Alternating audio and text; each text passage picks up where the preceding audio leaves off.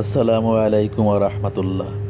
ভাই ও বোনেরা, একবার চিন্তা করে দেখুন, যদি আমরা এই দুনিয়ার কাজের জন্য, অফিসের জন্য, ব্যবসার জন্য দিনে কতবারই না সময় বের করি, তাহলে কেন 5 মিনিট সময় আল্লাহর জন্য বের করতে পারি না?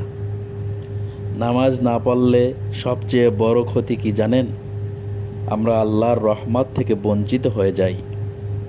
আমাদের অন্তর কঠিন হয়ে যায়, শয়তান আমাদের নিয়ন্ত্রণ করতে শুরু করে। রাসূলুল্লাহ সাল্লাল্লাহু আলাইহি ওয়াসাল্লাম বলেছেন, নামাজ হলো ইসলামের স্তম্ভ। যে এই স্তম্ভ ভেঙে দেয়, সে ঈমানের বিপদের মুখে পড়ে যায়।